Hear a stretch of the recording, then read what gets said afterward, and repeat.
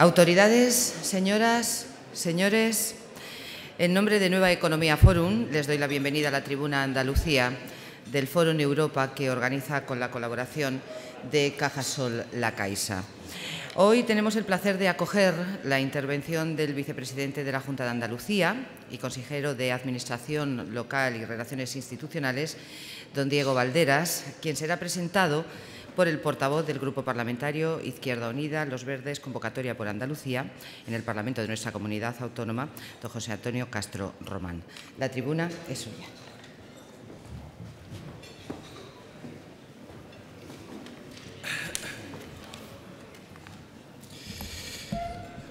Muchas gracias a la moderadora.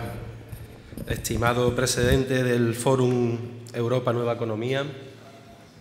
ilustrísimos viceconsejeros, directores generales de la Junta de Andalucía, parlamentarios andaluces que están presentes hoy aquí, representantes de las organizaciones sociales de Málaga, sindicales, empresariales, compañeros y alcaldes de Izquierda Unida que también están presentes en este encuentro. Señoras y señores, muy buenos días, querido Diego. Decirles que es un honor para mí volver a presentar, en la segunda vez que tengo esta oportunidad, a tan querido y relevante conferenciante en un momento en que además, aunque parece que ha pasado mucho tiempo desde las últimas elecciones andaluzas, después de la conformación del nuevo gobierno en Andalucía, por el vértigo del calendario, por la intensidad de los trabajos desarrollados en este año, pues venía pensando viniendo hacia acá, que hace hoy justo un año estaba Diego Valderas cumpliendo en Málaga, con puntualidad de reloj, una agenda electoral que estaba hecha con más pasión que medios y a base también de muchas horas robadas al sueño y de miles de kilómetros recorridos a lo largo y ancho del territorio andaluz. Y lo hacía para llevar la rebeldía que defendíamos y que todavía hoy defendemos alto y claro. En esa primavera del año pasado, Diego Valderas, que venía casi sin voz, que venía contento de un debate que había realizado en la televisión pública andaluza y de que también venía algo nervioso y que nos trasladaba de manera reiterativa lo que le trasladaban los hombres y mujeres de Izquierda Unida, los andaluces y las andaluzas con los cuales se estaba encontrando a lo largo de esa campaña. Preocupación y también esa inquietud que hacía que nos explicara casi a borbotones el sentir que él iba pulsando en miles y miles de andaluces y andaluzas hace ahora un año. Y nos decía algo: tenemos que estar preparados. Nos va a tocar jugar un papel relevante. Y es que hace un año pensábamos en esa necesidad del cambio y, aunque, bueno, no se trataba de predecir el futuro, Diego parece ser que tenía algo más que una intuición. Diego Valderas ya sabía que nos iba a tocar organizar esa alternativa, participar en esa rebelión que íbamos propugnando esta vez desde el Gobierno. Han pasado muchas cosas, hay demasiado sufrimiento para miles y miles de humildes en tan solo un año. Hoy, con más certezas, podemos decir que nuestro conferenciante de hoy tuvo que perder la voz en las plazas públicas para poder hablar hoy desde esta tribuna, para poder decir que no nos resignamos, que no nos rendimos, que no nos doblaron y que, por supuesto, no nos van a domesticar desde el sitio que nos toque jugar. Porque para que eso pasara, aunque lamentablemente parece que esa batalla la van ganando, me refiero a eso que tan presente está en nuestras vidas, aunque no sabemos determinar, eso que se llama la troika, ese poder que está marcando nuestras vidas, pues para que ellos se sigan saliendo con la suya, tendría que no existir. Diego Valderas Sosa, tendría que no existir un joven que fue alcalde de su boyullo natal desde 1979 hasta 1994, emigrante en Barcelona con tantos miles y miles de andaluces, trabajador de una cooperativa vinícola, militante del Partido Comunista de España, militante de las comisiones obreras, en definitiva hombre de izquierda y empecinado luchador por la justicia social. Porque para quienes se acercan por primera vez al conferenciante de hoy, a Diego Valderas Sosa, les diré que resulta ser una combinación de hombre enérgico, incombustible y determinado en sus convicciones, una suma exacta de compromiso, de tranquilidad, de brío y empuje. Ese equilibrio entre gobierno y lucha le llevó en menos de un año a pasar por la cárcel en defensa de los trabajadores de su localidad y a ocupar la alcaldía de su pueblo con tan solo 26 años. Eso es lo que llamamos en Izquierda Unida un hombre, un militante de lucha y de gobierno. Diego Valderas, que está casado, es padre de 3 hijos, abuelo de 2 nietos ya, mantiene intacta su capacidad de asombro, su capacidad de aprendizaje y también una capacidad innata de algo que nos enseña precisamente a los más jóvenes, a esa nueva generación que hemos venido detrás de él, y es que tiende a saltarse lo predeterminado, lo establecido como correctamente político, renunciando de ello, y suele encaramarse a la tapia de lo cotidiano para conocer las respuestas por sí mismo, sin interlocutores que se lo planteen. Ha sido alcalde, concejal, diputado, parlamentario por Huelva, presidente del Parlamento andaluz, nuestro coordinador general de Izquierda Unida Los Verdes, convocatoria por Andalucía, y vicepresidente del Gobierno andaluz, como saben, y consejero de Administración Local y Relaciones Institucionales. Diego ha aportado en los últimos puestos, en los distintos puestos de responsabilidad que ha ocupado, una enorme capacidad de unir desde la izquierda, de alcanzar consensos y hacer posible la suma, algo que sin duda ha hecho posible el aumento de confianza social y electoral que los andaluces hoy otorgan a Izquierda Unida. Eso que Diego Valderas llama normalmente escenarios de consenso o marcos de unidad, muletillas preferidas que esconden una manera de entender la política y la unidad de la izquierda alternativa. Yo puedo dar fe de ello en este año. Un negociador incansable, un generador de consenso que pone su inteligencia y su experiencia siempre en disposición de esa unidad. Hoy, como hace un año, el reto sigue siendo ahondar en un proceso para Izquierda Unida de acumulación de fuerza en favor de la mayoría social. Y, en concreto, el papel que nos ha tocado jugar por la coyuntura es construir, mediante 250 medidas y 28 leyes, un dique de contención frente a esas políticas de la troika que pretenden enriquecer a unos pocos, empobreciendo a unos muchos, a una mayoría social. En ese dique, basado en la defensa de los servicios públicos esenciales, los derechos de la ciudadanía, de participación, el mantenimiento de los ayuntamientos frente a la reforma local que se está preparando, estamos todos al lado de Diego. Todos los que, como entonces, elegimos democracia frente a mercado, igualdad frente a beneficio. Los que dijimos contigo, Diego, en las plazas, en los mítines, los panfletos, lo que decimos hoy también en el boletín oficial de la Junta de Andalucía. Los que estuvimos y estaremos contigo en ese dique de resistencia contra el neoliberalismo, sabiendo que Diego Valderas está al lado de los que no se van a dejar domesticar. Diego, hoy con más voz que hace un año, tuya es la palabra.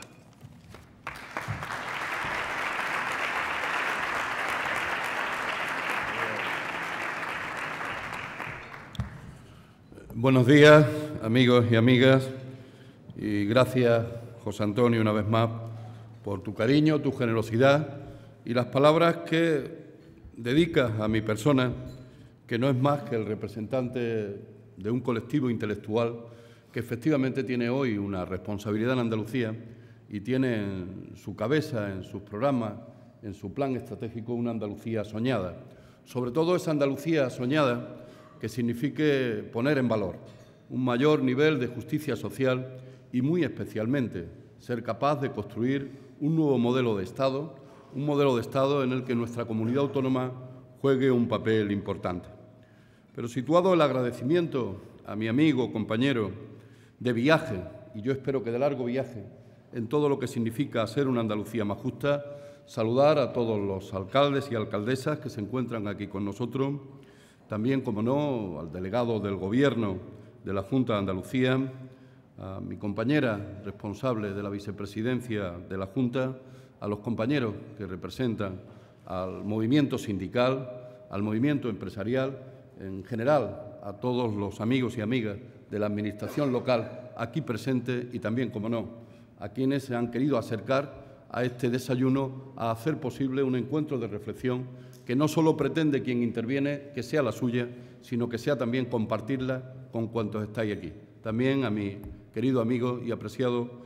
Cano Hueso, amigo mío, en el que nos hemos estado mucho tiempo en el Parlamento de Andalucía juntos y que hoy representa a una de las instituciones, lógicamente, de mayor responsabilidad en el conjunto de Andalucía, en el hacer de Andalucía, como es el Consejo Consultivo. Yo quiero también agradecer a la Nueva Economía Forum y al patrocinador principal, a la Caixa, la amable invitación a participar en esta tribuna de Andalucía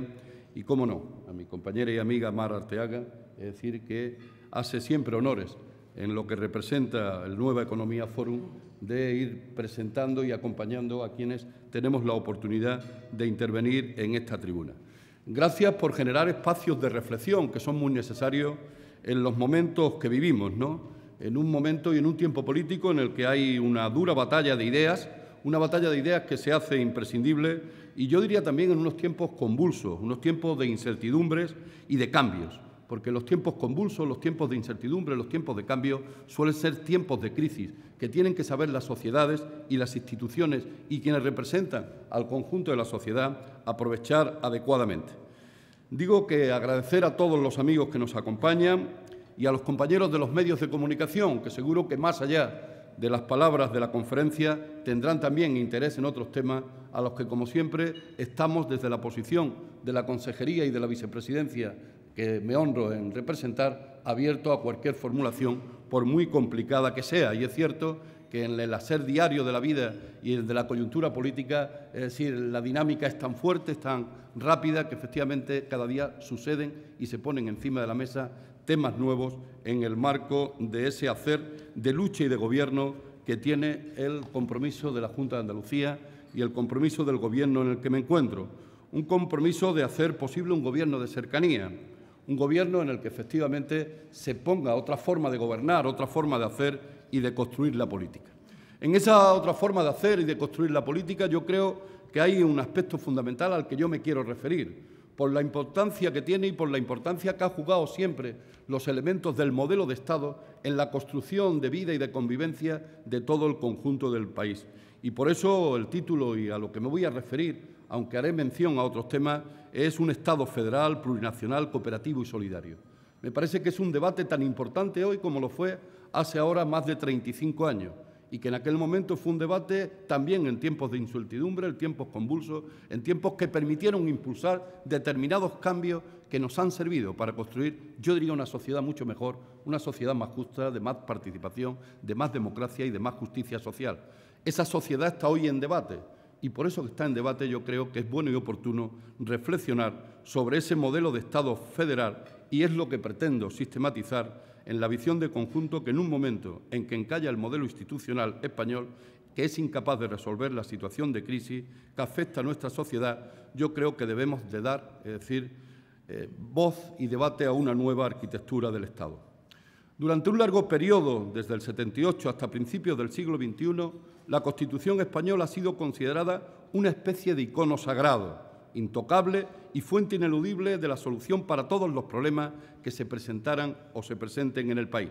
Se ha venido practicando una especie de ortodoxia constitucionalista que solo ha sido profundamente cuestionada para introducir las reformas que se plantearon de carácter parcial a principios de los años 90 en función del Tratado de Maastricht, y también para algo muy duro, algo que ha puesto lógicamente a los ciudadanos por debajo, es decir, de lo que representan hoy o interpretan y quieren los mercados, y por lo tanto también para el cambio de constitucionalizar el dogma del déficit a través de la reforma del artículo 135, que, como he dicho antes, ha dispuesto que los mercados y el pago de la deuda vaya antes que la atención a los ciudadanos y a los pueblos, y sobre el que hay hoy se reconoce, al menos por parte del Gobierno de la Junta de Andalucía, con el presidente al frente, un claro error cometido en esa modificación de carácter constitucional. Y cuando alguien sitúa un claro error y un Gobierno de la Junta de Andalucía posiciona como tal un error cometido, será para que haya una rectificación de ese error,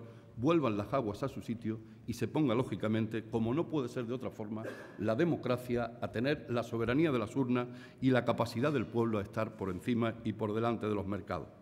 Sin embargo, desde las elecciones generales, desde el 2004, se viene produciendo el resurgir del debate sobre la reforma constitucional del 78. En ese marco de reforma constitucional se ha visto desbordado por la realidad y actualmente se ha abierto con fuerza y está plenamente vigente el debate sobre la apertura de un nuevo proceso constituyente que dé paso a la aprobación de una Constitución española para configurar un nuevo orden de prioridades sociales, territoriales y económicas. Y quien está en el uso de la palabra está muy de acuerdo con ese necesario planteamiento, no solo de reformar la Constitución porque es necesaria para volver las aguas a su cauce, sino al mismo tiempo en abrir un periodo fuerte de carácter constituyente que nos permita enfocar los próximos años, los próximos 30, 40 años de nuestro país, de nuestras comunidades autónomas y de nuestros pueblos en el mayor nivel y más alto nivel de conseguir la justicia social y de alcanzar los elementos de la felicidad. Esta propuesta del nuevo proceso constituyente no ha surgido de un laboratorio político,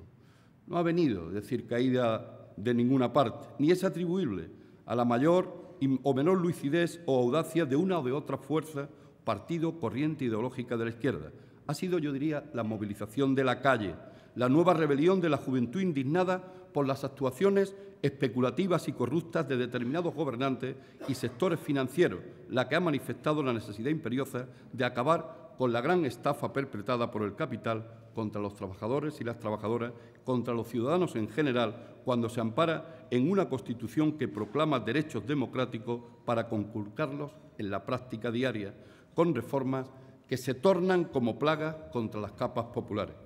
Yo creo que por fin el pueblo ha salido de su letargo, ha salido de los años de falsa bonanza económica, del ladrillazo, de la especulación, de la corrupción, del populismo financiero y se está politizando, se está concienciando más en una clara necesidad de abrir un espacio y un tiempo político nuevo que indiscutiblemente tiene que ser construido entre todos para hacer posible efectivamente ese elemento de alcanzar la justicia social y la felicidad. En ese aspecto yo creo que se reclama alumbrar un proyecto político construido desde abajo, en un proceso en el que efectivamente participe todo el conjunto de la sociedad, todas las personas y organizaciones que le representan. No es solo la movilización de múltiples colectivos ciudadanos en los centros de trabajo o de estudio en las calles las que nos revelan el imparable avance de esta idea de necesario cambio. Se siente, se palpa en el conjunto de la sociedad, incluso se plantea y se pide el liderazgo que sean capaces de impulsar ese cambio, cuando al menos quien os habla sigue siendo de la opinión que es necesario el impulso desde un liderazgo de carácter colectivo, porque el liderazgo del carácter colectivo siempre es mucho más fuerte que los liderazgos de carácter individual.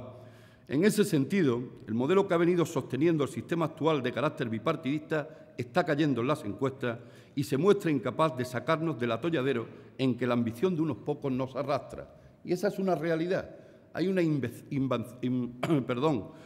ambición de lo que representan los mercados, el capitalismo, las grandes multinacionales, los poderes financieros, tan de suma avaricia que hoy nos arrastran en una situación que efectivamente tenemos que plantar cara y tenemos que poner en otra línea de orientación. En consecuencia, la verdadera salida que se reclama y reclama la gente debe ser integral, debe ser una salida, a mi juicio, política, social, cultural y económica. No basta, por lo tanto, con resetear el tema de la Constitución, con reformular elementos de reforma que resetean la Constitución, pero que no entran en cambiar los elementos del sistema que influyen en una situación de falta de salida a la crisis o de carencia de salida a la crisis. En ese aspecto, yo creo que para situarnos en el marco de la construcción de un nuevo sistema, de un nuevo modelo, de articular la convivencia social, lo que hay que hacer es formatear el ordenador y cambiar el sistema. Y por esa se inclina quien os habla, por ser capaces de formatear, es decir, el ordenador, y de cambiar el sistema. Ese camino yo creo que está iniciado en algunos países latinoamericanos, con una nueva formulación de entendimiento del conjunto de la sociedad. No entraré en ninguno de los elementos que particularizan uno u otros modelos en esa zona del mundo. Pero también, hace pocos días, yo creo que se camina, es decir, a cambiar también desde el propio concepto y mensaje que pueda plantear la Iglesia para hacer, lógicamente, otra orientación que permita romper con el modelo de injusticia. Un modelo, por lo tanto, que debe estar marcado, el nuevo, por la solidaridad, la cooperación y la justicia. Yo diría que no habrá cambio de sistema sin la configuración de esa nueva mayoría social que ponga en valor esa nueva Constitución, en ese nuevo proceso constituyente. Y en este orden de cosas es necesario reflexionar sobre la reforma de la actual Constitución española y sobre el modelo a escoger. Si es el modelo de una reforma parcial o tiene que ser el modelo de una reforma profunda, como yo creo que es el caso que hoy corresponde. En cualquier caso, hemos de ser conscientes de que las reformas parciales tan solo crearán una especie de segunda transición,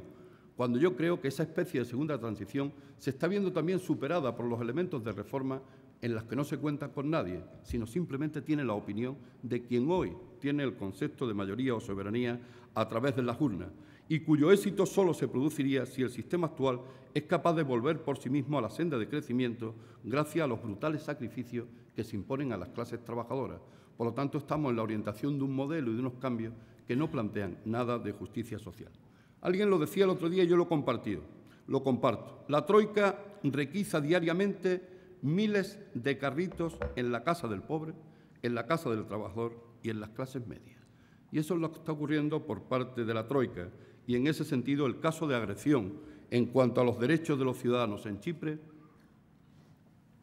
pienso y pensamos que es la mejor expresión y ejemplo de ese modelo del mercado que solo apunta a una mayor acumulación sobre la base del mayor sufrimiento de las capas y de las clases populares. Los sectores que apuestan por reformas muy parciales plantean que después de 35 años de la puesta en marcha del proceso autonómico que pretendía dar respuesta a la dimensión plurinacional del Estado sobre la base de la recién aprobada Constitución española, reconociendo la voluntad de autogobierno de las distintas comunidades, asistimos a un proceso de progresivo agotamiento. Y en ese sentido hay un agotamiento también como consecuencia de la situación económica, de la situación de crisis que recae sobre lo que ha sido la arquitectura administrativa política del conjunto del Estado y se camina en línea contraria con todo lo que marcaba la Constitución, descentralización política y administrativa en favor de las comunidades autónomas y en favor de los ayuntamientos. Y estamos prácticamente sin ningún tipo de debate, sin ningún tipo de participación del conjunto de la sociedad, cambiando toda esa orientación de lo que ha sido nuestro modelo constitucional y nuestro trabajo en los últimos 35 años. Recortar y limitar las comunidades autónomas y los derechos estatutarios, recortar y limitar a lo que representa la administración local. Por lo tanto, estamos también ante un claro ejercicio de recentralización en el que se pretende limitar todo lo que ha supuesto la mayor capacidad descentralizadora que nuestro país ha vivido en muchísimo tiempo. Yo creo que ha sido el mejor periodo de descentralización que se ha vivido a lo largo de toda la historia de lo que ha sido la articulación y construcción del Estado español. Por tanto, para los que aspiran a meras reformas parciales, los orígenes de esa crisis de legitimidad del modelo de Estado de las autonomías responde a varias causas. Ser un modelo de Estado transicional y no definitivo, no ser la solución que en el 78 entendió más conveniente para la comunidad política española, no resolver la dimensión de la plurinacionalidad del Estado español, aplazando dicho debate que aún sigue aplazado, dejar de abordar la dimensión de representatividad de las nacionalidades y al mismo tiempo no se ha resuelto adecuadamente el marco competencial y financiero, imponiendo una lucha permanente entre el centralismo absorbente y el papel como parte esencial del Estado de las comunidades autónomas y de los municipios. Yo espero que hoy se empiece a resolver, es decir, con una nueva luz en ese Consejo de Política Fiscal y Financiera, los elementos más centrales que hoy tiene cualquier administración, sea la local, sea la autónoma o sea la central, que son el modelo de financiación que hay que situar en nuestro país para que efectivamente se siga fortaleciendo los elementos de gobierno de cercanía y los elementos de mantenimiento del poder, la capacidad en el marco competencial que tiene cada institución. En ese aspecto, durante varios decenios, se ha tratado de habilitar elementos de federalización y descentralización. Y en Andalucía se ha avanzado mucho en ese elemento de descentralización, sobre todo desde el plano de trasladar desde la comunidad autónoma a los ayuntamientos aspectos fundamentales que marcan el nuevo Estatuto de Autonomía a partir de sus artículos 92 a 96 y lo que marca claramente el artículo 60, que es el tema de leyes que empoderen más a los ayuntamientos, más competencia y también leyes que trasladen desde los recursos financieros de la comunidad autónoma a los propios ayuntamientos recursos como es la Patrica. Somos la única comunidad autónoma, creo que junto con la catalana, que tiene una avanzada descentralización política en el terreno del municipalismo, que ahora se ve también, lógicamente, yo diría, es decir, en un sentido de preocupación y en un sentido de recorte que, lógicamente, va a limitar el papel de los ayuntamientos y va a limitar el papel de las comunidades autónomas. De ahí la importancia en ese nuevo proceso constituyente de debatir sobre cuáles son las competencias y el modelo de financiación tanto en el aspecto central, autonómico como local.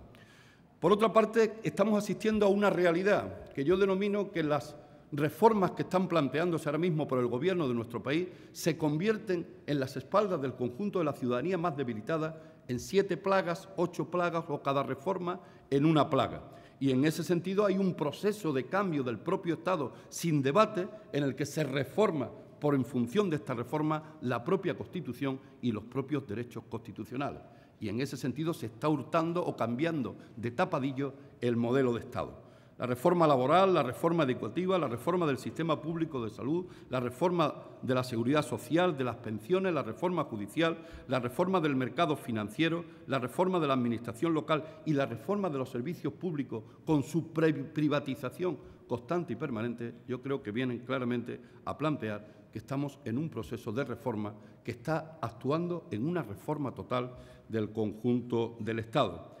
Y en ese sentido, todas estas reformas marcadas por esa ansia recentralizadora que el Gobierno no esconde y que yo en las conversaciones que he podido tener con el señor Montoro dice con mucha claridad, sobre todo en materia de la última reforma planteada hacia la Administración local, incluso con el peligro de desaparición de ayuntamientos menores, en este caso de 20.000 habitantes, es decir, y especialmente de 5.000, cuando hay que reconocer que al menos en el marco de la Administración andaluza los ayuntamientos han jugado un papel vertebrador de cohesión territorial y cohesión social central en el marco del Estatuto de Autonomía. Por lo tanto, estas verdaderas reformas del modelo de Estado que se pretende, es decir, desde el Gobierno central situar y ahogar al Estado, yo diría, a través de una financiación escasa en ese elemento de acabar con el modelo de convivencia. Frente a ese tema, yo creo que han sucedido otras cuestiones que nos invitan a la reforma constitucional. Es decir, desde la España del 78 hasta ahora, la incorporación de España en la Unión Europea, el fenómeno masivo de la inmigración y la globalización de los derechos, la configuración de los derechos de tercera generación, las crecientes demandas de participación, los innumerables casos de corrupción política empresarial descubiertos a lo largo del largo periodo democrático, es decir, la actual crisis económica que ha acabado con el espejismo de la abundancia, es decir, proporcionando que ha precipitado el descrédito del sistema incapaz de ensayar otra salida que no sea la de imponer a los ciudadanos un ajuste durísimo que efectivamente nos lleva a una situación inaguantable e inaceptable, especialmente en una comunidad autónoma con más de 1.300.000 desempleados. Ese paro masivo, insufrible, una precariedad laboral, es decir, y vital generalizada, fenómenos amplios de pobreza y desahucio que sitúan en la necesidad de producir un fuerte debate desde el punto de vista de un nuevo proceso constitucional que empodere a la ciudadanía y a la mayoría social de cara al futuro. Ha incrementado las desigualdades sociales y la expropiación de los bienes y servicios públicos con una privatización abusiva prácticamente de todo lo que ha significado la construcción de los últimos 35 años a través de las administraciones públicas más descentralizadas. Esas nuevas realidades a las que me refiero requieren, en cualquier caso, la adaptación y el perfeccionamiento del ordenamiento jurídico estatal y autonómico y local. Y es precisamente en ese tema, en el título 10º de la Constitución española, donde se incluye esta posibilidad de reforma y sin esa reforma, es decir, fuese causa de su ruptura. Por lo tanto, dos fórmulas: o la revisión parcial de la Constitución o entrar en un nuevo proceso constituyente. Y en ese nuevo proceso constituyente es en el que efectivamente se sitúa el marco de mi intervención. En el sentido de más democracia, pasando de la democracia representativa a la democracia participativa, impulsando leyes fundamentales que marquen un nuevo camino de las instituciones, ley de transparencia, ley de participación ciudadana en el marco de consultas populares, ley de fiscalidad desde el punto de vista progresivo y, lógicamente, poner fin y poner coto claramente de raíz con un gran acuerdo y desde un marco preciso de medidas normativas y legales, incluso en el marco posible de ese nuevo elemento constitucional en el proceso constituyente, de poner fin a cualquier elemento de corrupción para garantizar a los ciudadanos y ciudadanas que el tema de lo público tendrá que ser elemento de trato especial y de cuidado especial, porque es de todos y de todas los ciudadanos y, efectivamente, no puede situarse ninguna aceptación, ningún elemento de pasividad ante los elementos de corrupción. En ese aspecto, el objetivo número uno de ese proceso constituyente debe ser una Constitución para la mayoría social, una Constitución en que la mayoría social sea quien protagonice todo ese proceso constituyente. Y en ese marco, lógicamente, hay que adoptar muchos elementos del discurso de indignación, del discurso de rebeldía, del discurso de alternativa que la propia sociedad, especialmente los sectores más jóvenes de la sociedad española y andaluza, está planteando. Hay que exigir responsabilidades sociales y políticas por la usurpación de la riqueza social. Hay que superar los compromisos adquiridos por los gobiernos centrales en la participación de los mecanismos de dominio financiero. Hay que crear un proceso de acumulación de fuerza mediante la organización de tejido social, de tejido político, articulando todo tipo de redes sociales y de fuerzas políticas plurales y diversas. Y hay que proponer también cambios electorales, cambio también en el funcionamiento de las propias fuerzas políticas y de las propias organizaciones que tenemos la obligación de representar a la sociedad, de mediar a la sociedad incluso en esa representatividad que la propia Constitución recoge, que el propio Estatuto recoge y que deja claramente en manos de las fuerzas políticas, de las organizaciones sindicales y también de las organizaciones de nuevo tipo. El reconocimiento también a la plurinacionalidad, a esa realidad estatal como elemento esencial, y al mismo tiempo no se podrá producir una nueva correlación de fuerza asentada sobre una nueva mayoría social sin que exista un proyecto de país, un proyecto y una nueva cultura de carácter federal.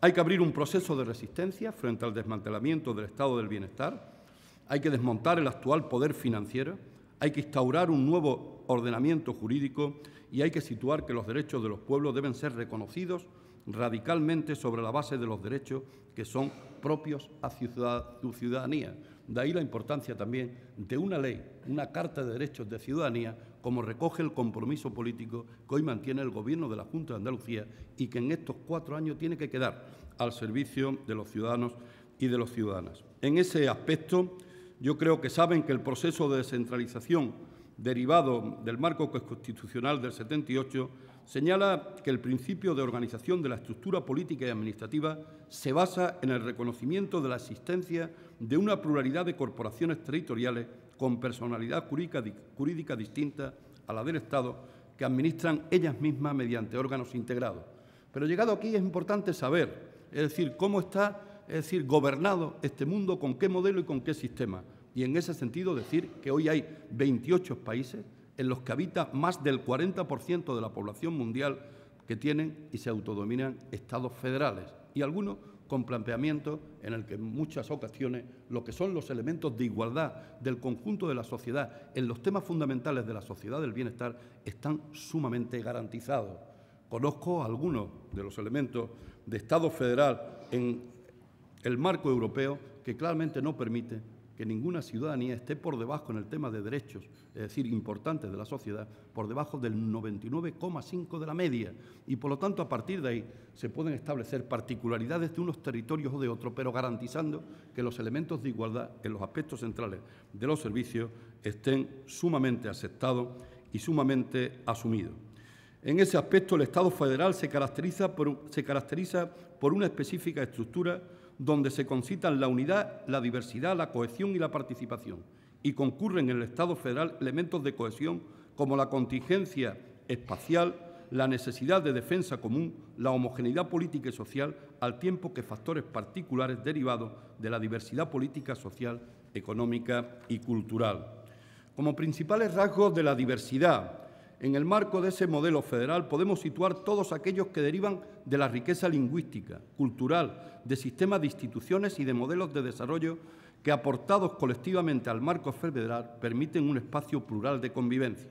Y la teoría general del Estado reconoce como elementos comunes los modelos de Estado federal que se traducen en una peculiar composición de los órganos del Estado, tanto legislativos, ejecutivos como jurisdiccionales. Hablaríamos de lo que significan las cámaras en el marco de la representatividad, en ese marco que se viene discutiendo, luchando desde hace bastante tiempo en transformar en el conjunto de nuestro modelo de Estado. En ese aspecto, hoy por hoy, tenemos el Congreso, tenemos el Senado, pero efectivamente un Senado sin las suficientes competencias que representen adecuadamente los intereses de carácter territorial, sean estos de las comunidades autónomas o de los propios entes locales. Y finalmente el Tribunal Supremo, que se encarga de resolver los conflictos que se produzcan entre las federaciones y las unidades federadas. Las competencias de la unidad federada no pueden ser reducidas, modificadas o suprimidas sin el consentimiento o participación de la Unión Federada. Y lo que está ocurriendo ahora, vía modelo de financiación, vía restricción de la financiación, prácticamente es recortar o limitar todos los elementos de competencia que las comunidades autónomas o los propios ayuntamientos tienen en este momento, porque efectivamente no te modifico las leyes, pero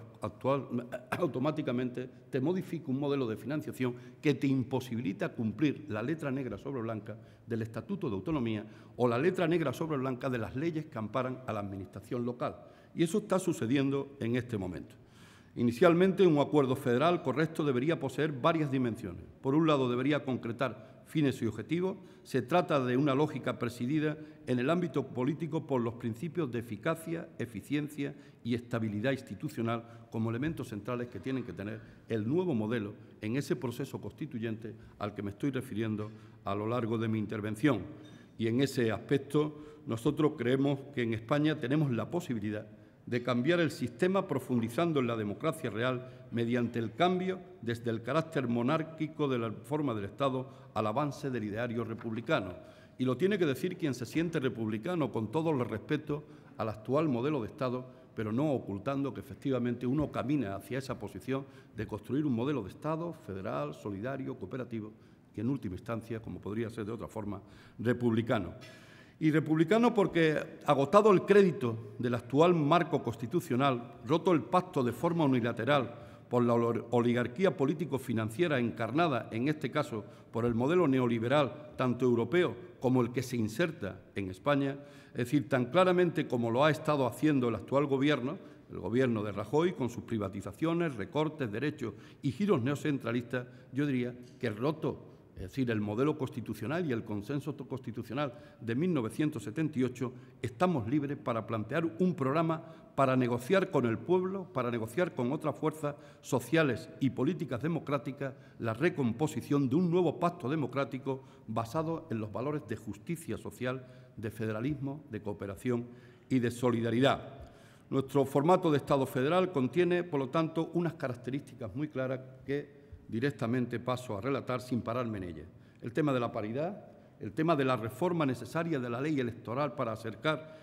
el representante a los representados y acercarlos en un terreno de contacto más directo, el tema de la erradicación del transfugismo, el voto de los inmigrantes, la proporcionalidad directa, el cambio en la circunscripción electoral, la ética pública como un elemento central, superando todos los defectos en materia de ética pública que ahora mismo se da en el conjunto de las percepciones que la sociedad española tiene, democracia directa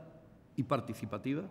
que permita lo que en Andalucía se abre paso a través de la ley de transparencia, a la vez de la ley de la participación ciudadana, que va a hacer desarrollar el marco de consultas populares para que tengamos unos ciudadanos que, más allá del hecho de votar, es decir, a unos representantes en un día determinado de elecciones, tengan la posibilidad, en asuntos que son de interés general del conjunto de la ciudadanía, también de decidir, de codecidir con el conjunto de sus gobiernos, llegando a aquello que yo creo que debe responder cualquier gobierno, que no hay nada mejor en la vida democrática que un gobierno, es decir, mande obedeciendo. Y para mandar obedeciendo hay que pasar de la democracia representativa a la democracia participativa, a una democracia donde haya un campo más directo de actuación, de implicación de los propios ciudadanos y ciudadanas. Tiene que haber pluralismo informativo, y lo digo como un elemento esencial, trascendental de la democracia. Tiene que haber, lógicamente, el pluralismo informativo que permita la igualdad de oportunidades ante el conjunto de los elementos de información que tienen que tener el conjunto de la sociedad y quienes les representan. ¿Y por qué lo digo? Porque hoy claramente nadie puede ocultar que junto a la troika económica hay también una troika mediática que ampara, lógicamente, los mensajes de esa troika de carácter económico. Y eso, efectivamente, impide que haya un conocimiento, una conciencia, una voluntad general desde el conocimiento de los ciudadanos para adoptar, es decir, en las mejores condiciones, las decisiones que tienen que adoptar. Y luego, finalmente, una correcta acomodación de las relaciones financieras entre el Estado federal, las unidades federadas, comunidades autónomas y, en este caso, ayuntamientos sobre la base de una fiscalidad progresista. Se trata de cambiar y reformar las instituciones, se trata de regeneración y de renovación institucional, se trata de abrir un nuevo tiempo político que supere lo que es ya un proceso de agotado de la propia Constitución de 1978. Y voy concluyendo. Yo creo que numerosas ocasiones de seguir encontrándonos en este tipo de debates y en este tipo de espacios lo vamos a tener. Lo vamos a tener en la acción parlamentaria, pero fundamentalmente lo vamos a tener en la calle, en los tiempos que corren. La calle se ha convertido en un parlamento abierto del conjunto de toda la ciudadanía, a que quienes representamos a esa ciudadanía tenemos que tener la capacidad de tener el oído, es decir, muy presto. Y la reflexión sobre lo que nos está mandando la calle, yo diría que aún mayor, para ser capaz de concitar de nuevo ese elemento de alianza que tiene que tener la calle con las instituciones, los ciudadanos con quienes les representan, en ese ejercicio nuevo de ciudadanía en el que recuperemos la ciudadanía para impedir lo que está sucediendo. El ciudadano deja de ser ciudadano para ser cliente de los mercados. Y eso hay que romperlo desde una batalla general de concienciación de la ciudadanía. Vamos a seguir encontrándonos. En un momento delicado como este, desde Andalucía, hemos de poner en valor la voluntad de convivencia en un Estado que ha de reconfigurarse como federal. Muchas de las aspiraciones que planteamos en esta propuesta son cuestiones que están reflejadas claramente en el actual Estatuto de Autonomía. Por lo tanto, tampoco descubre el conferenciante ni esta vicepresidencia mucho más allá que no descubrieran los andaluces y las andaluzas en el año 2007, cuando planteó la reforma del Estatuto de Autonomía, ese estatuto de segunda generación que planteaba temas muy importantes. Yo me paro en alguno, el artículo 10, que explica la naturaleza social de Andalucía,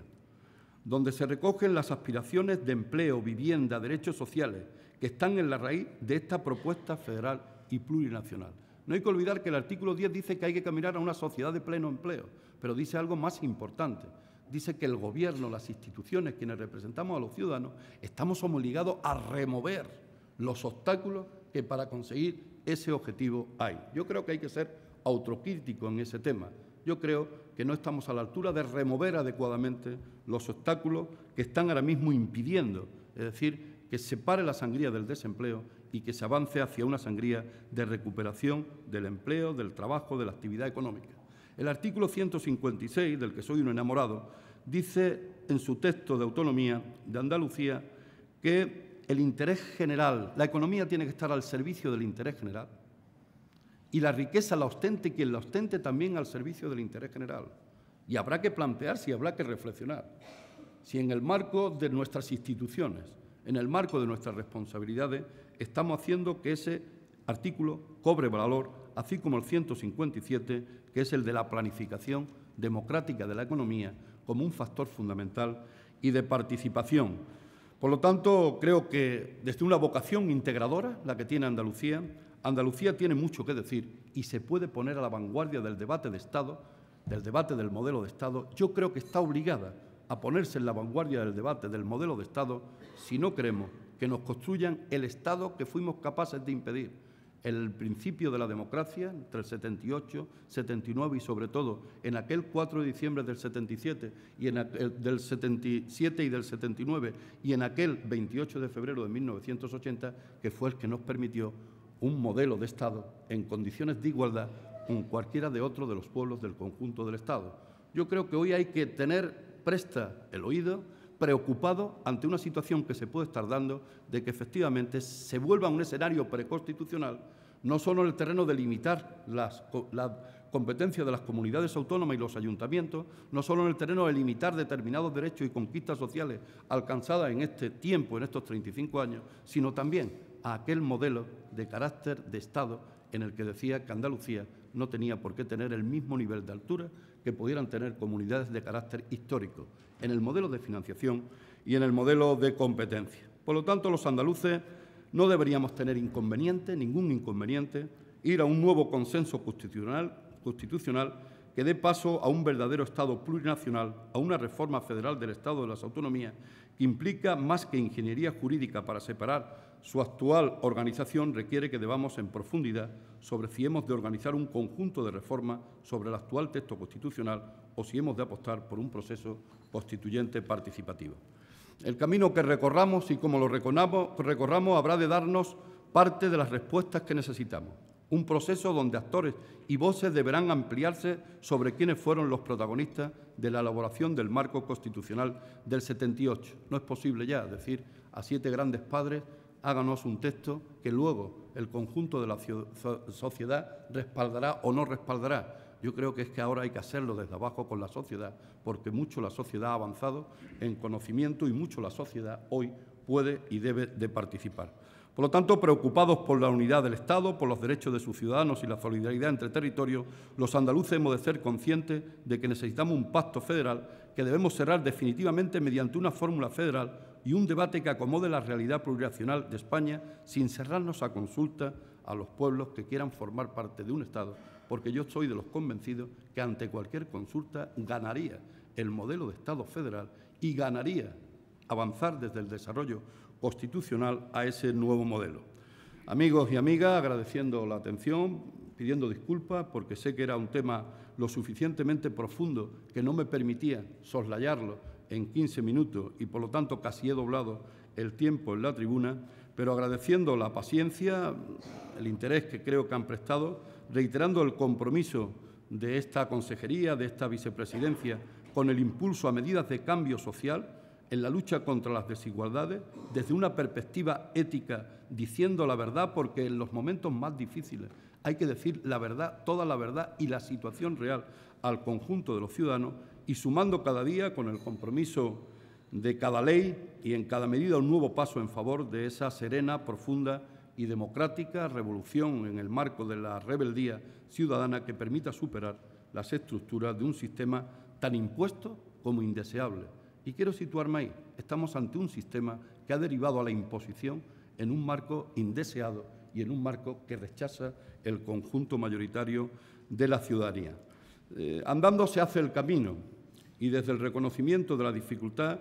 estamos racionalmente esperanzados que en este periodo las andaluzas y los andaluces sabremos dotarnos de un modelo que permita acomodar las distintas visiones de España desde una lógica cooperativa y no contraria al interés general, solidaria y no egoísta, de suma y no de resta, como pretenden articularse hoy por hoy en ese gran acuerdo, en ese gran pacto en el que el Gobierno de la Junta de Andalucía llama a todos los andaluces y las andaluzas para solventar los retos y desafíos que tiene nuestra comunidad y muy especialmente los problemas que tiene la mayoría social, esa mayoría social que siente en sus espaldas esa dura cuestión de la crisis y esos cambios de carácter constitucional que dicen que los bancos y los mercados y los poderes financieros están por encima de los ciudadanos.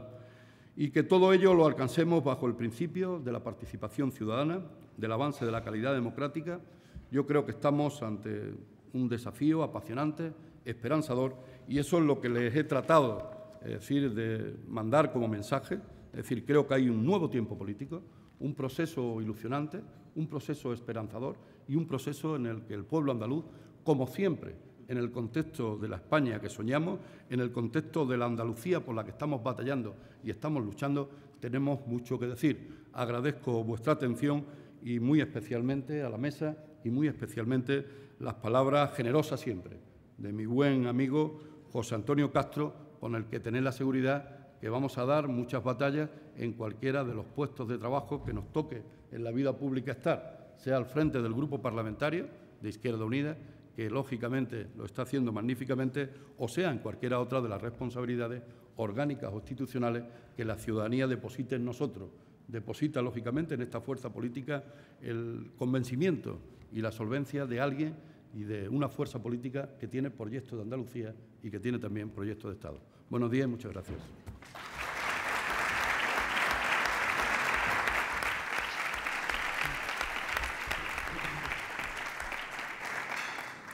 Gracias, señor Valderas. Tengo que comentarle una cosa. No ha duplicado el tiempo de exposición, ¿eh? Es decir, han sido solamente 10 minutitos más de lo habitual, pero bueno, no es duplicarlo. Por otra parte, también tengo que comentarle una cosa, y es que a lo largo de su intervención, ya antes de empezar a hablar, hemos tenido como 7 preguntas formuladas y tengo como casi 15 más a lo largo de lo que ha sido la intervención. En definitiva, mire usted, señor Valderas, vamos a ello porque ciertamente son muchísimos los temas que tenemos que abordar a lo largo de esta mañana. Es muy difícil gobernar, lo digo porque nosotros nos hemos visto en muchas ocasiones, señor Valderas, hemos hablado de muchísimas cosas a lo largo de estos últimos años, teníamos tiempo para hablar, ahora ya nos vemos y vamos muy deprisa y ciertamente siempre pienso que qué diferencia, ¿no?, estar en la oposición a estar gobernando, y yo no sé cuántos dolores de cabeza le está provocando precisamente el asumir esa tarea de gobierno. Bueno, yo creo que para quien viene de una acción institucional desde el inicio de la democracia de gobierno, no le supone ninguna dificultad gobernar. Gobernar es priorizar, repartir adecuadamente, codecidir con la gente, construir democracia y situar un gobierno cercano a la gente. Esa fue mi práctica política cuando fui alcalde durante más de 15 años y siempre con un respaldo mayoritario del conjunto de la ciudadanía. Yo decía que como gobierno iba por detrás de los ciudadanos porque tiene una sociedad que iba por delante de uno mismo. Por eso en mi intervención he tratado de situar que el gobierno de cercanía, de la actual Junta de Andalucía, yo creo que necesita, lógicamente, de una sociedad que en paralelo, es decir, o por delante, vaya situando el camino y la orientación de ese gobierno que tiene que responder al interés de la mayoría social. Es verdad que cuando no hay harina todo se convierte, se suele decir, en mayor dificultad, pero no deja de ser menos cierto que nosotros hemos ido a este gobierno sabiendo que entrábamos en un momento de dificultad, que le habíamos dicho al conjunto de la ciudadanía que había 2 grandes objetivos. Esos 2 grandes objetivos decimos, y yo digo con orgullo, que lo hemos cumplido. Uno era que frenábamos la política que no compartíamos de la derecha neoliberal representada por el Partido Popular en Despeñaperro y que también queríamos orientar la política andaluza hacia nuevos senderos porque no la compartíamos, es decir, con la que venía desarrollando el Partido Socialista. A partir de ahí hemos hecho un documento, 250 medidas, 28 leyes, algunas medidas más se han puesto que no estaban ni en el documento, con un tiempo de 4 años para, lógicamente, resolverlas y alcanzarlas. A eso nos comprometemos. Y como eso es conocido por los ciudadanos, conocido por la militancia de Izquierda Unida, pues nosotros, efectivamente, yo creo que construimos, no exento de dificultad, pero en el marco de una cierta comodidad, el compromiso con estas 250 medidas y 28 leyes. Don Andrés Campos, de la Asociación de Empresarios de Coín, pregunta, porque claro, se puede imaginar que el tema económico es uno de los que más preocupa, ¿no? Que ante los recortes, ¿cómo se puede disminuir el desempleo sin financiación, sin recursos, como parece ser que tiene la Junta de Andalucía actualmente? Y añado también una pregunta de don Antonio Moreno de la Caixa, en la que habla de política de uso de medidas de reestructuración para llevar a cabo los ajustes de plantillas en grandes empresas al amparo de la reforma laboral llevada a cabo por el Gobierno. Son 2 cuestiones, indudablemente, que preocupan y mucho. Sí, en cuanto a sin recursos, ¿cómo ser capaces de impedir esa situación de retroceso económico y de retroceso en materia de creación de empleo? Yo creo que siempre lo hemos planteado. Es difícil sin un nuevo modelo económico de carácter fiscal, sin un nuevo modelo que sea capaz de abordar los elementos de fraude, de economía sumergida, poner los recursos suficientes en la hacienda pública como para hacer una política desde lo público lo suficientemente agresiva, lo suficientemente valiente, que nos ponga en la senda de la orientación nuevamente del crecimiento y del empleo. Pero no deja de ser menos cierto que desde el Gobierno de la Junta de Andalucía, a pesar de las dificultades, había un compromiso. Era el compromiso, lógicamente, de plantear batalla a los elementos de desempleo en nuestra comunidad, y yo tengo que situar aquí que ha habido 2 planes de choque en el proceso de 10 meses de gobierno de nuestra comunidad autónoma. ¿Esos planes de choque son suficientes? No. ¿Lo reconoce el Gobierno como insuficiente? Sí. ¿Lo sitúa como un elemento de freno a lo que pudiera hacer un crecimiento del desempleo más fuerte en nuestra comunidad autónoma o en la misma orientación que estaba creciendo en los últimos años? Pues sí ha sido un freno. No hay más que ver los temas de las estadísticas desde el punto de vista trimestral, semestral o anual para observar que efectivamente se ha logrado ralentizar la destrucción de empleo en nuestra comunidad con respecto a otros territorios del conjunto del Estado. Pero yo sigo diciendo que eso es insuficiente, igual que lo dice el Consejo de Gobierno en su conjunto, y de ahí que se esté construyendo algo que también me he referido en mi intervención. O de los retos y desafíos que tiene Andalucía, somos capaces de construirla entre todos, con un gran acuerdo económico y social, es decir, en el que participe toda la sociedad andaluza, o será muy complicado salir de la situación si efectivamente no hay un cambio en la correlación de fuerzas, especialmente en el escenario europeo y también en el escenario español. Ayer hubo también una tribuna del Foro Nueva Economía, en este caso con la presidenta del Partido Socialista, y manifestaron la preocupación desde el PSOE de Andalucía por la exclusión social, un asunto en el que ustedes han hecho bastante hincapié, llevan haciendo bastante hincapié desde hace tiempo, esa posible exclusión social que se puede dar en nuestra comunidad autónoma debido a la falta de dinero, en fin, y que nos puede hacer retroceder en el tiempo, indudablemente. Decir que se puede dar no respondería a la realidad, se está dando. Y como se está dando, el propio Consejo de Gobierno y el propio presidente de la Junta de Andalucía, creo que hace pocos días llamaba a la necesidad de hacer y construir un gran pacto en Andalucía contra la exclusión social. Y, por lo tanto, se está dando, hay que romperla, hay que paralizarla. Hoy, con toda seguridad, la consejera de Hacienda planteará también ante el Consejo de Política Fiscal y Financiera la necesidad que hay de llegar a un acuerdo no solo en materia de déficit, que se relaje el déficit para que pueda haber unos mayores recursos para incentivar y activar la economía en cada uno de los territorios del Estado, sino también se va a plantear que haya aspectos intocables a los que no se acerquen los recortes para que no se produzca esa exclusión social.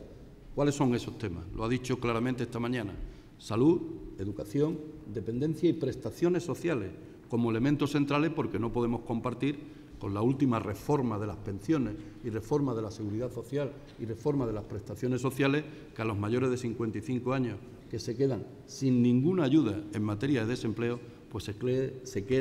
queden en la más clara de las indigencias. Pero también porque es verdad que en este tiempo se está acumulando también un proceso de situaciones de profesionales que estaban en un determinado estatus, que ha desaparecido ese estatus.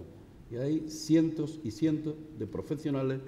bien y además con un nivel de conocimiento lo suficientemente apropiado a lo que han sido estudios importantes, bueno, que están cayendo también en una situación de no tener nada. Y en ese sentido yo creo que también hay que situarse en ese proyecto, en ese pacto que queremos hacer. Pero vuelvo a insistir, o es un pacto de solidaridad y de cooperación de todo el conjunto de la sociedad, o es un pacto de solidaridad y cooperación en todo el conjunto del Estado, o no podremos alcanzar ese equilibrio de justicia social con el que estamos combatiendo y por el que estamos luchando, y en el que efectivamente nosotros no solo resistimos, sino que hemos pensado que durante un año de resistencia ha llegado el momento de pasar a la ofensiva, y al menos como Gobierno queremos pasar a la ofensiva. El Consejo de Política Fiscal y Financiera en Madrid no va a tratar el objetivo de déficit, va a tratar una nueva financiación.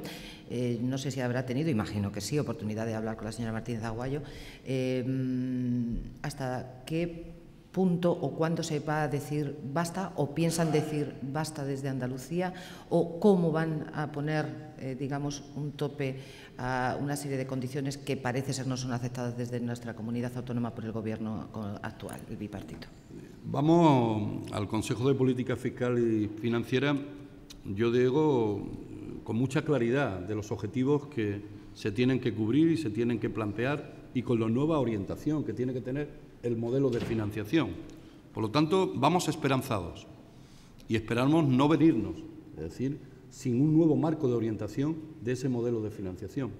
Ese modelo de financiación, efectivamente, no solo tiene que disponer mayor nivel de recursos, sino tiene también que disponer de mayor capacidad en función de las particularidades que tiene cada comunidad autónoma en función del déficit. No es justo que pueda haber comunidades autónomas con un mayor endeudamiento que nuestra comunidad autónoma, a la que efectivamente se le pueda marcar un criterio de déficit diferente al nuestro, siendo Andalucía una de las comunidades autónomas que están en el endeudamiento por debajo de la media del resto de comunidades. Pero luego también hay otra realidad, es decir, que habrá que decirle a los ciudadanos. Prácticamente las administraciones locales y las administraciones autonómicas no son el montante de esa deuda que hoy tiene el conjunto del Estado. Prácticamente es la deuda del conjunto del Estado, a la que se le ha sumado deuda que ha pasado del sector privado al sector público, quien mantiene ese más grado de endeudamiento con el conjunto de sus compromisos ante el mercado o ante los aspectos financieros. Por lo tanto, tampoco puede aceptarse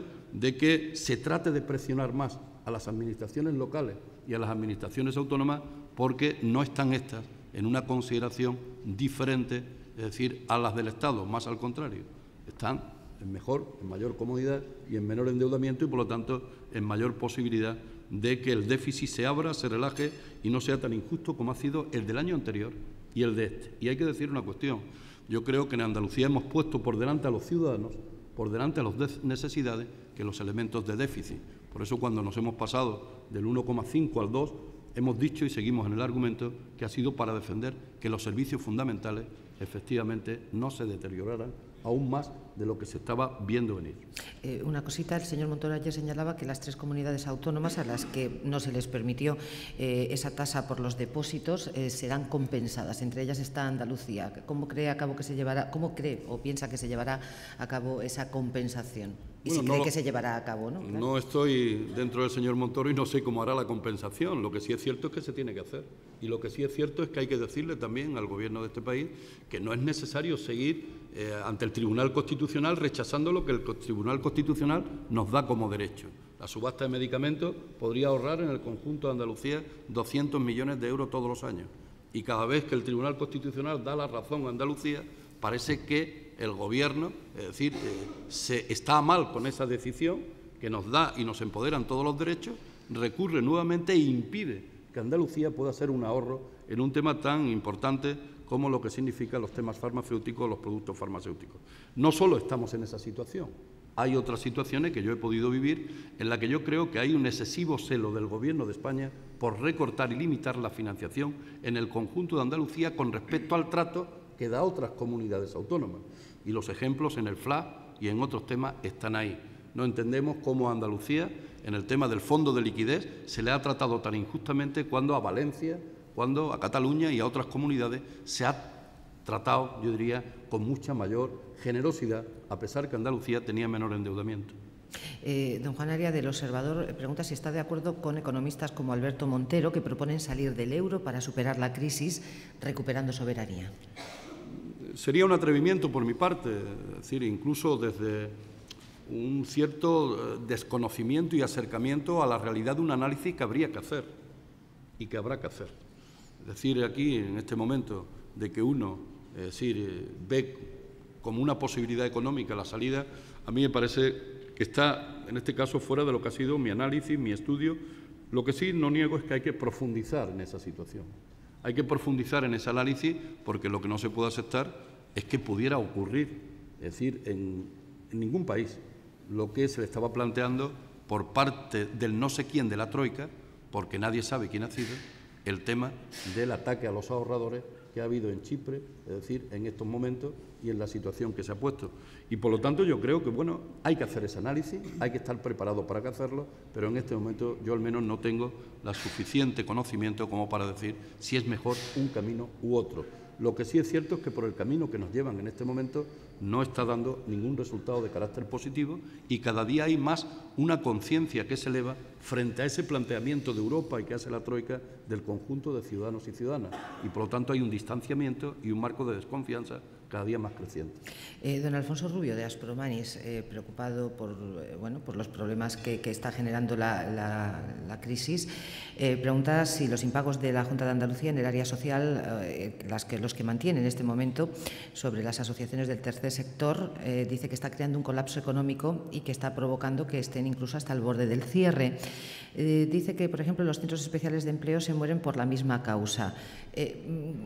Gobernando como está en estos momentos, ¿qué es lo que tiene que decir al respecto? Pues que creo que lleva una gran razón cuando hace esa formulación. Yo creo que hay una situación con respecto al tercer sector de compromisos adquiridos por las administraciones públicas, no solo en la administración andaluza, en la del Estado, también administraciones de carácter local, que si no se resuelve adecuadamente, no se planifica adecuadamente, no se marca, yo diría, un calendario de compromiso en los pagos pendientes, pues crea un gran problema en ese número importante de tercer sector, de organizaciones, que no solo crea problemas en el servicio que prestan, que muchas veces es un servicio que sustituye, es decir, a las propias instituciones y que es totalmente necesario, imprescindible de dar, sino que al mismo tiempo también tiene una repercusión negativa en materia de empleo.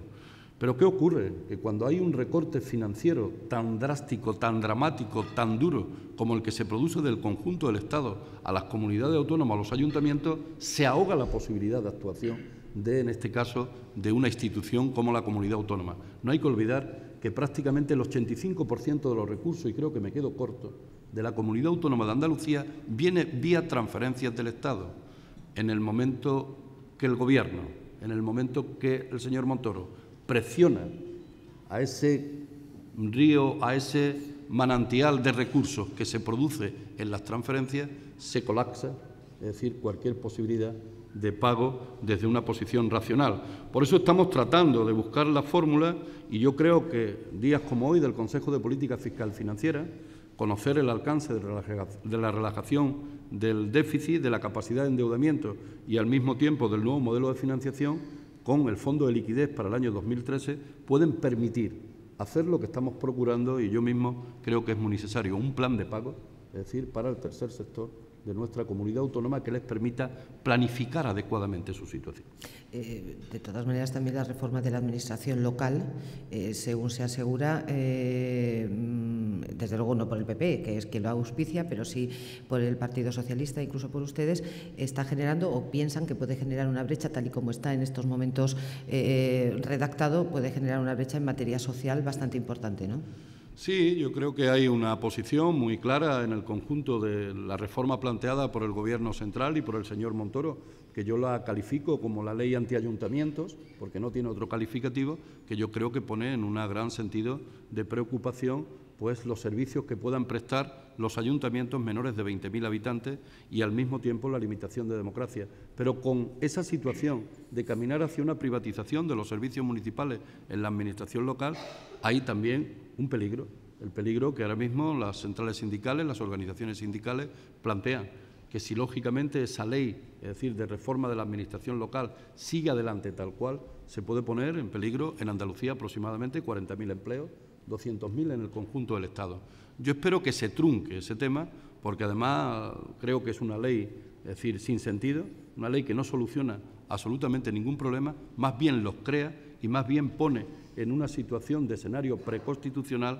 al municipalismo, no solo andaluz, sino del conjunto del Estado. De ahí que, frente a esa reforma que se ha planteado, hay una posición muy clara por parte de la Comunidad Autónoma de Andalucía, muy clara en cuanto que hemos ofrecido un informe al Ministerio, un informe al Consejo de Estado, no compartiendo, es decir, la reforma. Coincide este informe con otras comunidades autónomas que están en esa misma posición, pero además coincide ante este ataque a la democracia local, ante este ataque al municipalismo, el que también una parte importante de la Federación Española de Municipios y Provincias, una parte importante de comunidades autónomas regidas por el propio Partido Popular tampoco están de acuerdo con esta reforma, porque es una reforma que no ahorra, es una reforma que además limita, es una reforma que hace retroceder la democracia, es una reforma que pone en peligro determinados puestos de trabajo y, sobre todo, los servicios públicos que nosotros vamos a seguir defendiendo, que haya servicios públicos que sigan en manos públicas. Nos quedan 10 minutos aproximadamente. Don Antonio Herrera López, de Comisiones Obreras de Málaga,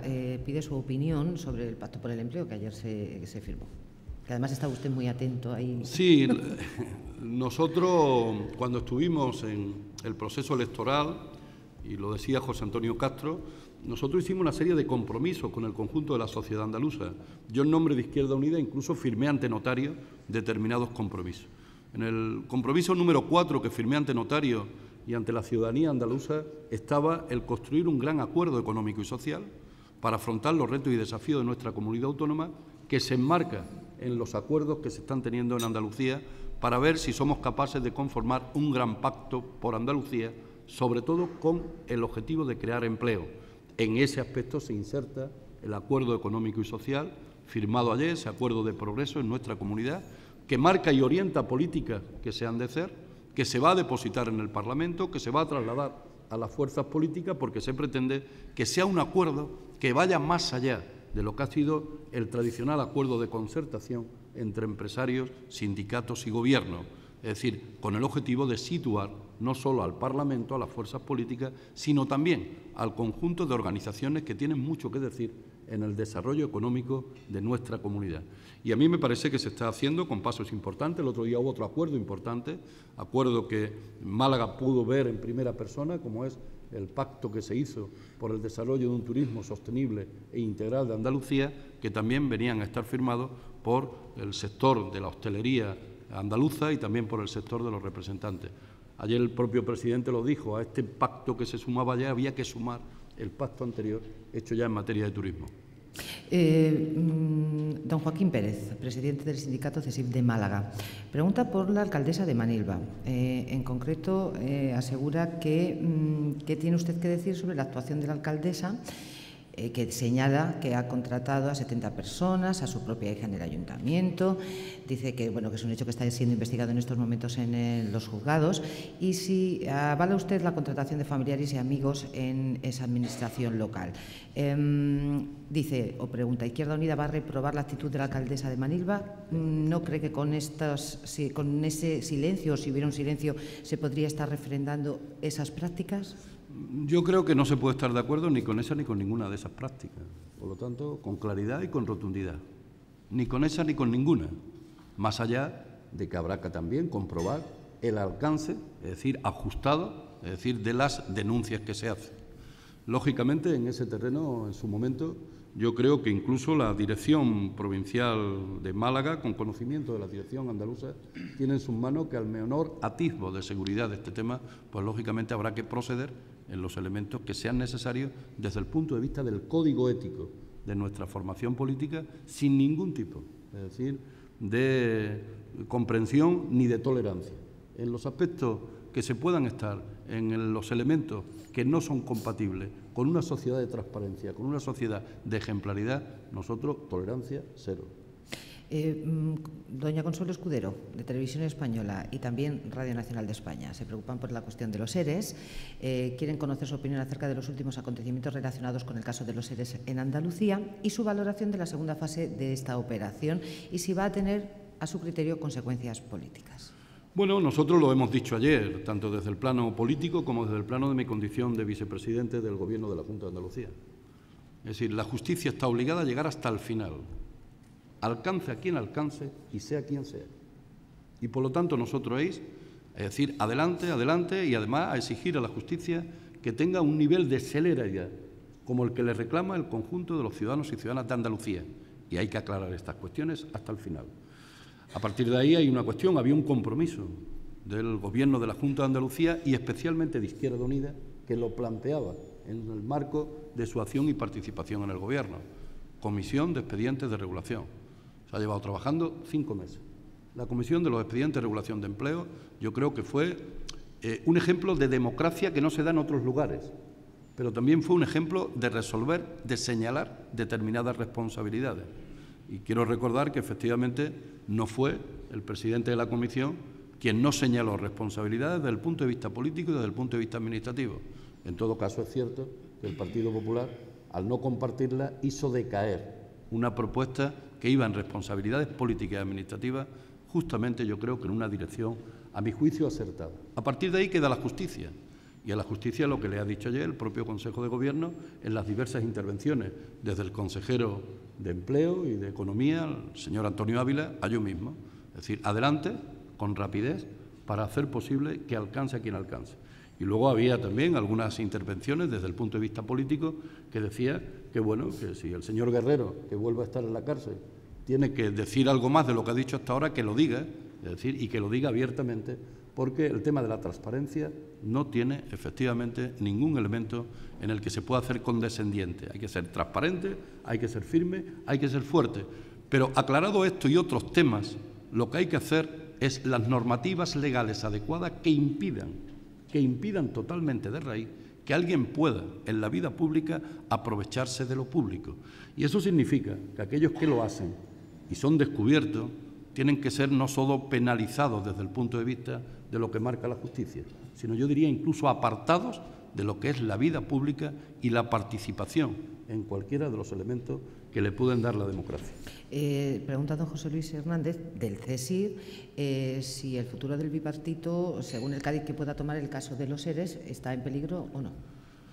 Hemos hecho una comisión de expediente, hemos señalado realmente la responsabilidad y hemos dicho claramente, efectivamente, si la justicia, más allá de lo que ahora mismo ha puesto encima de la mesa, supera los límites de lo que es el compromiso de gobierno, pues lógicamente esta fuerza política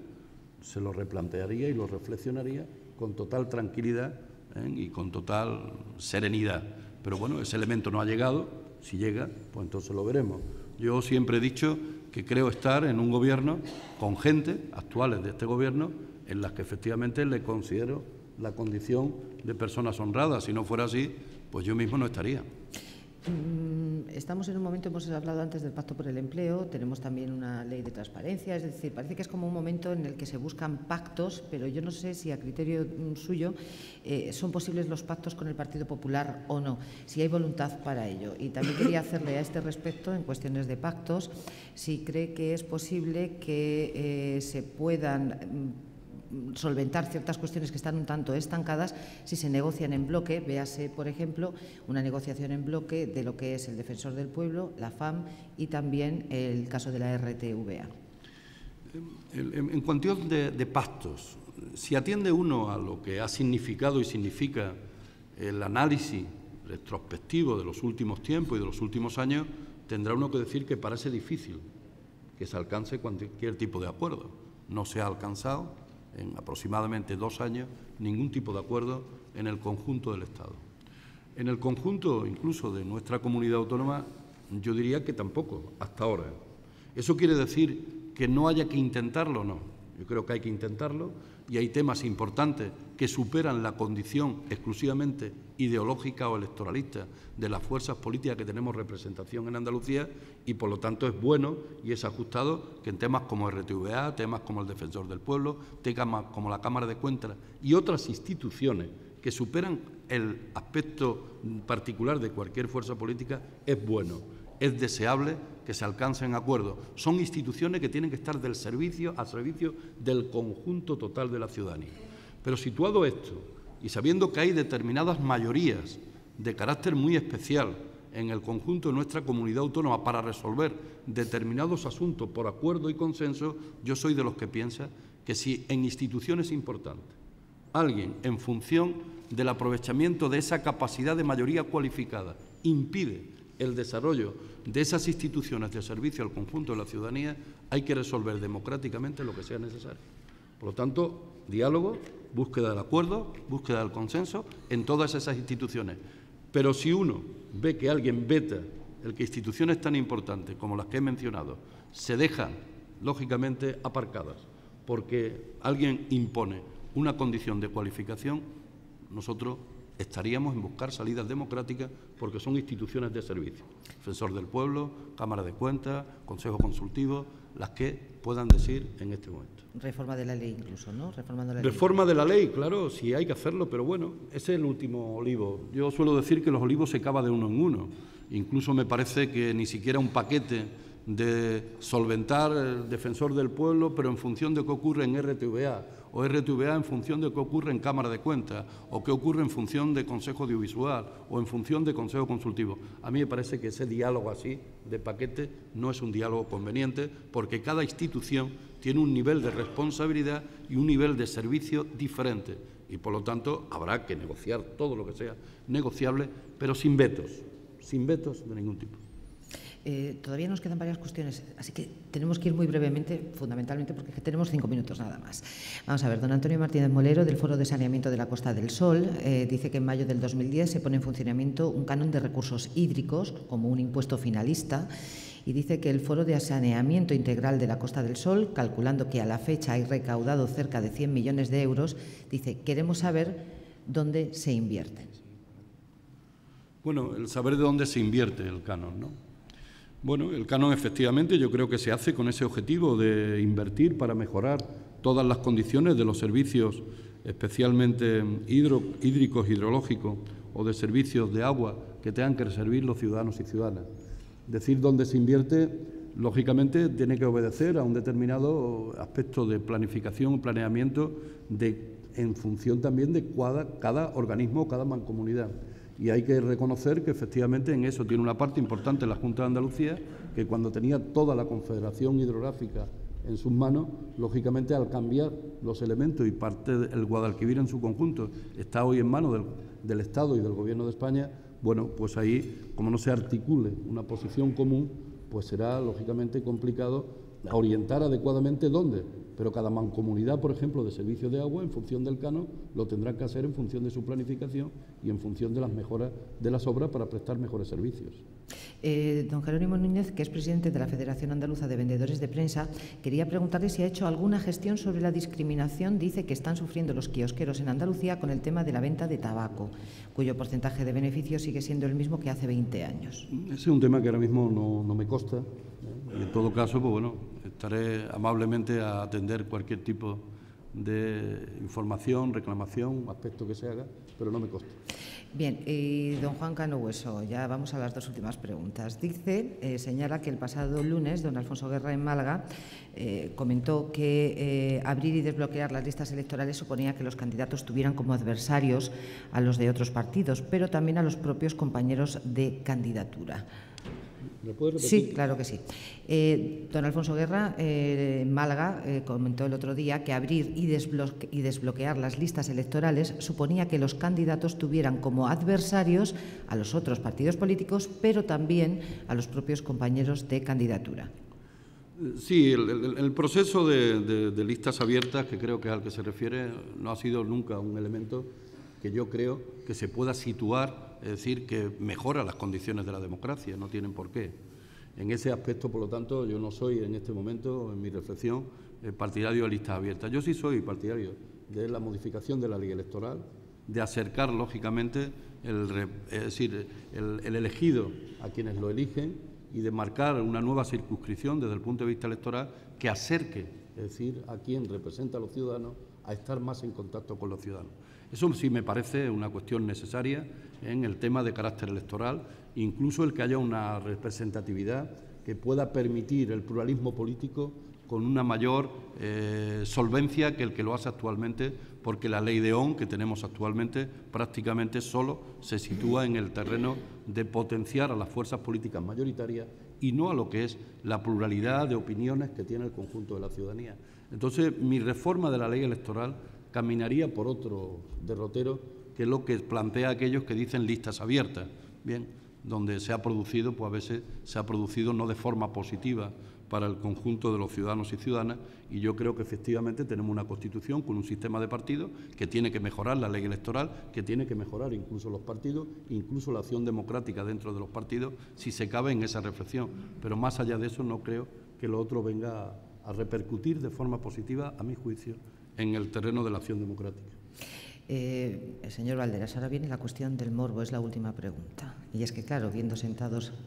juntos, en este caso, al señor Valderas y al señor Castro, pues claro, surgen las preguntas. Entonces, don Jesús Sánchez, de la cadena SER, pregunta si el señor Castro va a ser su sustituto como coordinador general de Izquierda Unida en Andalucía, si le propondría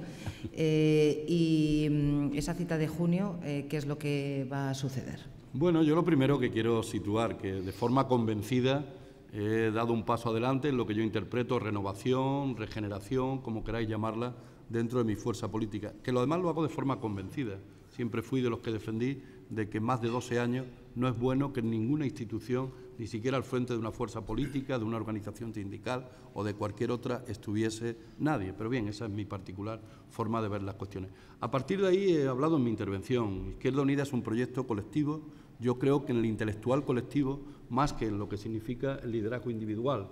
Yo incluso creo que he sido la suma del conocimiento y la capacidad de buenos equipos y buena gente con las que me he rodeado.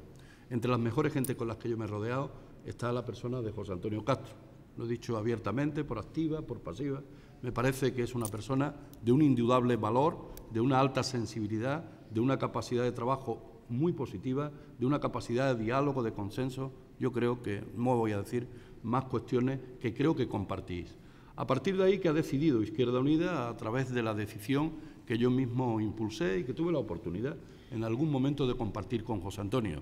es que primero vamos a hablar de lo importante, hablar de la política, hablar del proyecto estratégico, hablar de lo que Izquierda Unida quiere hacer y sumar al futuro de Andalucía. Quiere hacer y ser como fuerza política, como proyecto político, y quiere luego trasladar al conjunto de los andaluces y las andaluzas. En ese tema hemos puesto, yo creo que acertadamente, la política por delante de las personas, la construcción del desarrollo estratégico de nuestro proyecto por delante de las personas. A partir de ahí hay que construir un equipo. Nuestra fuerza política, frente a las presidencialistas, o a las que sin ser presidencialistas acaban siendo presidencialistas,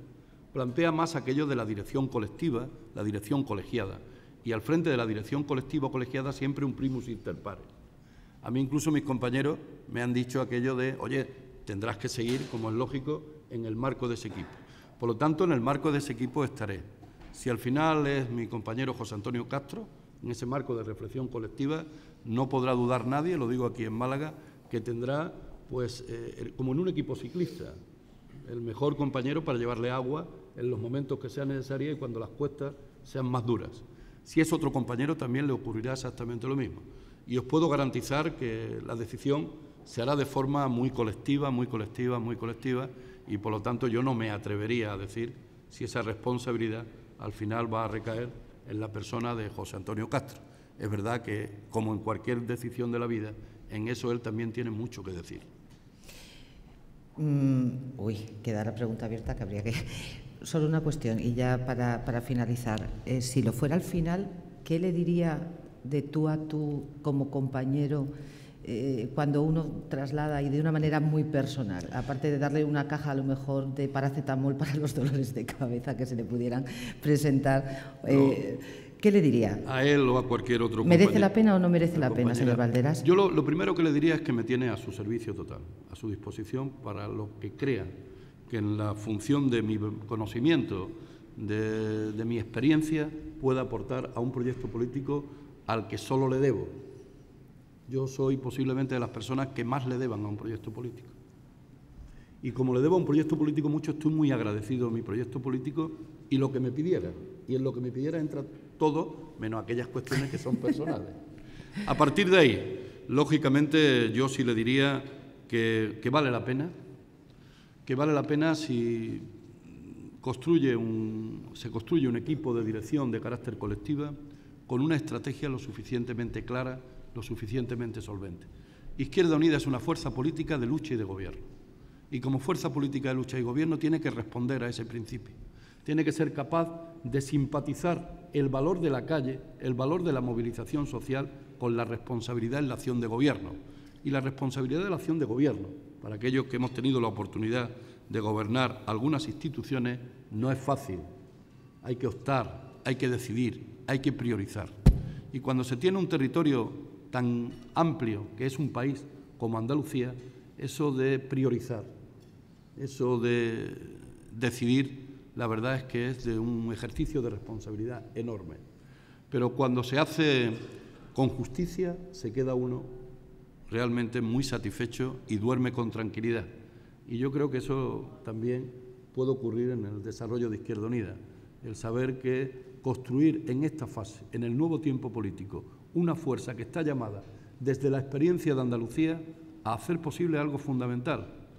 que el que las políticas neoliberales no pasen hacia abajo sean los Pirineos. Y en ese reto que ahora nosotros nos hemos puesto en Andalucía, en Despeñaperro, pues creo yo que tiene la nueva dirección de Izquierda Unida. Y para ese reto le diría que también encuentra en mí el mejor ayudante de ese equipo ciclista que va a ser la nueva dirección de Izquierda Unida. Señor Valderas, muchísimas gracias. Don Rafael Herrador, director territorial en Andalucía Oriental de la Caixa, es quien clausura el acto. Adelante. Muchas gracias. Buenos días.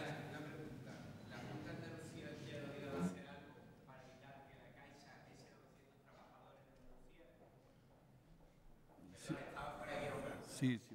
si me permite, le agradecería que luego, si usted quiere, comentamos en un minuto lo que usted me tenga que comentar.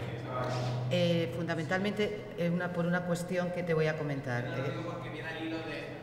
Sí, pero te voy a explicar. Pero permíteme.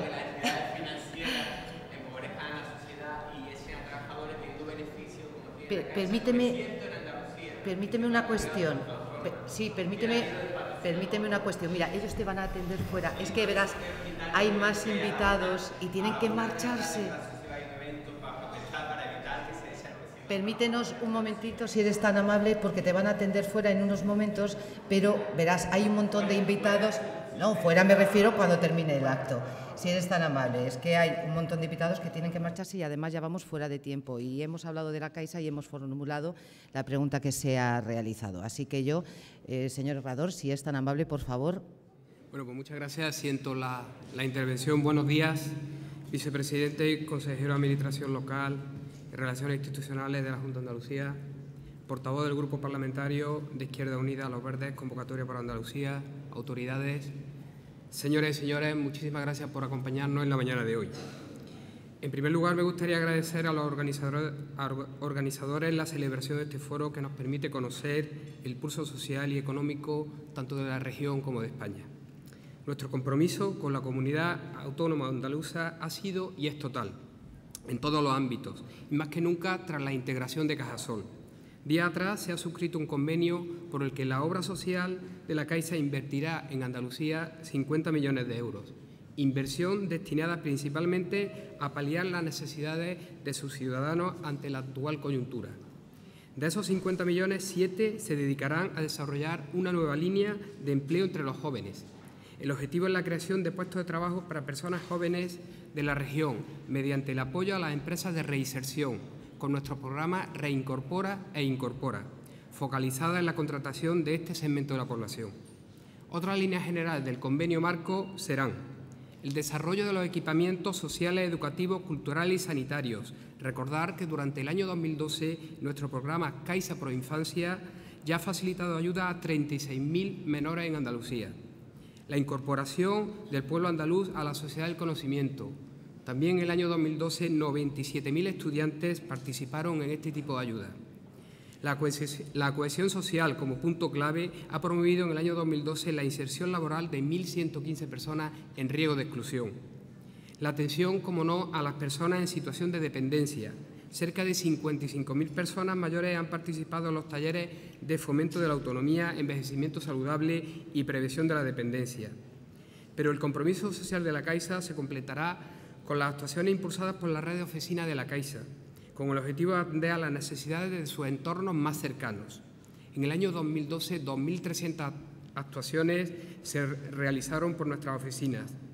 La mayoría de ellas se llevaron a cabo en estrecha colaboración con las diferentes administraciones, tanto locales como autonómicas. Por ello, vicepresidente, estamos muy agradecidos por el grado de compromiso y ayuda a las mismas y estamos también convencidos que en el año 2013 contaremos con ello. Son momentos difíciles para todo el mundo, para las empresas también, pero a pesar de las dificultades trabajamos y nos comprometemos en la Caixa para aliviar las dificultades de las personas en nuestro ámbito de actuación y por apoyar proyectos que generan riqueza, bienestar y prosperidad. Buenos días, muchísimas gracias y enhorabuena, vicepresidente, por su intervención.